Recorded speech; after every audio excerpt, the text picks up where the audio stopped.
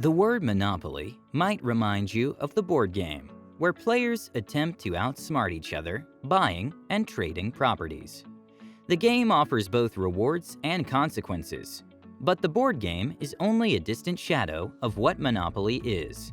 In real life, a monopoly is a market controlled by a single seller that offers a product or service which has no close substitute.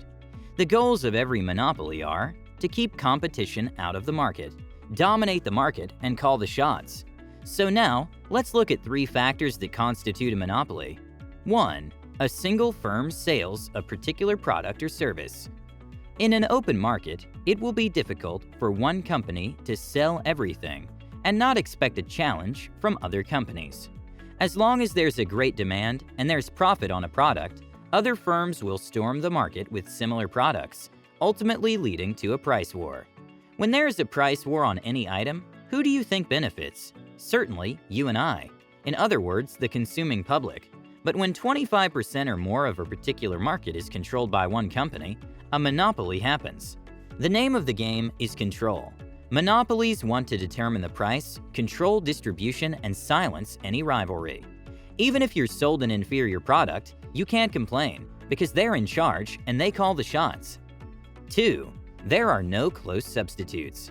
When the public is presented with a product or service and they can't find another item that can give similar value, then monopoly is at work. Talking about a close substitute, it must not look like or feel the same as the actual product, but it should be able to serve as a replacement. Let's pretend we're going on a picnic or camping in a distant community with no electricity. We will need a generator for power. If the price of a generator is too high, we may find a solar power device as a close substitute. In a situation where you can't find an alternative to a generator and it's produced and distributed by a particular firm, then you're essentially screwed. The generator manufacturer can set the price of a generator as high as he likes, and there's nothing you can do about that. If I needed a bottle of Coke and I couldn't find it, if I can get Pepsi, then I have a close substitute.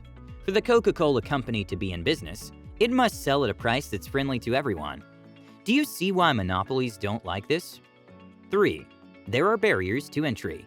If in a market where the entry level is too high, such as maybe a lot of money is required to get in, the monopoly happens.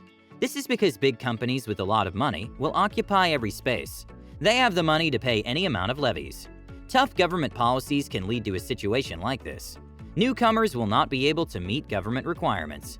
When this becomes the situation, the big guys will have a field day, and the newcomers will be kept out of the market. On the other hand, these 2 factors prevent a monopoly from happening. 1. Choices. In a market where there's a level playing ground for everyone, a monopoly will not work. For instance, when we don't want to go to a particular fast food restaurant, we may choose another one. There are a bunch of other sellers to choose from. If you need to buy from a mom-and-pop store, you'd find so many around your location. That's why you hardly find a monopoly in this kind of business. 2. Competition. When there are several companies producing products that do the same thing, then the market is open for competition. Those that benefit most in this kind of situation are the consumers. Here you'll find each producer making a genuine effort to provide value to the customers. Much of this can be seen in the car manufacturing sector. Different car companies come up with new designs of cars almost yearly. They provide value and deliver quality service. Each firm attempts to give the buyers the best products at the most affordable prices.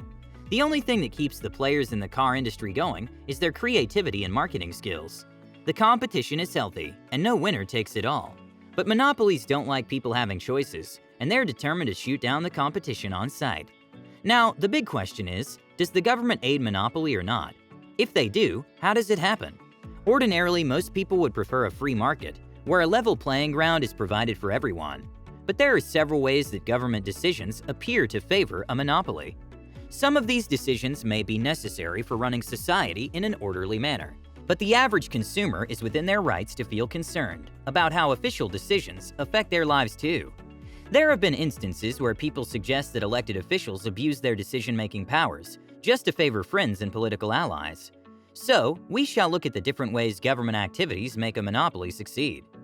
Are you getting some value from this video so far? If you are, I'd like you to pause for a moment, hit the like button and subscribe to this channel. We can now continue. Different ways government appear to support monopoly. 1. Policies and regulations. It is the duty of the government to create laws, regulations, and policies that determine how companies carry out their businesses. But some of these regulations have favored some companies more than it has done for others. Let's take a quick look at some of them. Exclusive rights. A company can get a patent over a particular product it has created. This legal protection gives the producer an exclusive right to produce and distribute the product for a long period. This legal protection works much the same way as an intellectual property right. Intellectual property rights give an individual the exclusive right to something they created, such as inventions, songs, and books. These creations of the mind are protected by law. Any person that makes use of another person's creativity without the permission of the owner would have violated the law on copyright. It then means that as long as a company has exclusive rights over a product or invention, they have control over the pricing and distribution. This is one government law that's given so much power to companies to build a monopoly around products they have developed. The reason often given for this legal backing is to encourage creativity. But it is also meant to protect the financial investment made by the producer during the research and development of a product. However, the truth is that a situation like this gives the producer so much power and control. By the time the exclusive right has expired, that product will have little value or may have become outdated. This is a monopoly. It destroys competition and puts the public at the mercy of the manufacturers. Some big corporations that hold this type of right have been accused of manipulating systems to their advantage. They use their friendship with those in authority to make the system work for themselves, while rival companies are kept at arm's length or destroyed. Tax cuts. Government could grant tax cuts to the manufacturer of certain products that may be classified as essential items or services. Often, good reasons are given for cases like this, but reports have suggested that these privileges have been abused. This will surely give the selected company a competitive advantage over other firms in the same market. When substitute products cannot be manufactured at the same price or less, it will eliminate competition. High entry cost. Sometimes, government regulations can raise the bar of entry into a particular market. When this happens, the chances of new firms going into the business drop. Sometimes, regulatory bodies create these policies to cut down the influence of older and powerful corporations. What happens is that die-hard businessmen understand only one language: profit. The result is often to the advantage of the big players, the monopolists. Corporate history is filled with instances of situations where rival companies dropped off from competition and were bought over by the big players. Decisions like this have led to giant corporations growing even bigger. They build more wealth and become major influencers over the entire system. When rival companies and smaller businesses get crushed, the public gets served lower quality products at higher costs, and there will be little or no room to challenge the system. 2. Government-granted monopoly. A government may grant a monopoly status to a single corporation, or a limited number to deliver essential services to the public. In this case, there will be no room for new entries once the limited number of licenses has been issued. The best examples of this are public utilities, such as water, sewage, natural gas, and electricity. These corporations may be privately owned or publicly owned. The limiting of licensing to one or a few companies may be necessary, but they are still operating as a monopoly. For instance, it would appear chaotic to issue licenses to several companies in the same city for electricity. They will all come in with their power plants and run cables. A situation like this will cost the companies more, and billing will go high.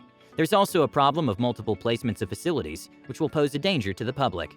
What the government does in this case is to make regulations that will keep the billing system and services delivery in check. For example, the Postal Service was given a monopoly status in 1654. When the market was opened up in 2006, it ushered in competition, and new companies came in with innovations. Until the 1970s, AT&T had a monopoly in the telephone industry. The breakup in 1974 had it dissolve into 7 regional companies. Other companies jumped in, and with that came innovations and new ways of operation. Why do people always complain about monopolies? Inasmuch as a monopoly has some beneficial sides to it, people have their suspicions. The consuming public kicks against market dominance by a single company for 3 major reasons. 1. Pricing. People always want to get the best bargain for anything they want to buy. A monopoly shuts down the competition, and therefore single-handedly controls the price of the products. And you may not like it, but you don't really have a choice. Monopolies may operate under legal protection, but it's extortion when the value you provide is far less than the huge amount you charge for it. The consumers may be helpless, but there's still a moral question to answer. 2. Service delivery. In an open market with healthy competition, the customer is the king. When there are several options, the companies work hard, providing good service delivery. A lot of this can be seen in their customer relations efforts. Complaints will be promptly looked into. Promos, special offers, and discount offers will become regular consumer experiences. A monopoly hardly cares about all these things, unless the intention is to suppress opposition and keep rival businesses out of the market. 3. Product quality. People want to get value for every dollar they spend, but this is not possible with a monopoly. When the power of control is in the hands of one organization or a few, quality will become an issue. Die-hard monopolists are greedy by nature and are driven by profits and numbers. In the absence of competition, the consumers are left with limited choices. The sole producers can flood the market with products of much less quality. The government must set up quality control structures to check and regulate the excesses of these guys. But how far can the government go? When the big players have so much money to throw around, they can buy anyone and influence any system to their advantage. Officials can be made to compromise, while political friends will do a good job of fronting smart debates in their favor. You can also get more value by watching the following videos. This is how Warren Buffett really made $85 billion. What really makes the rich get richer and the poor get poorer? The 5 laws of gold. So, thank you all so much for watching. I hope you've enjoyed and found value in this video. If you did, go ahead and give it a thumbs up. And if you're new here, welcome and subscribe for more content like this. With that said, have a good day, and I'll see you all in the next one.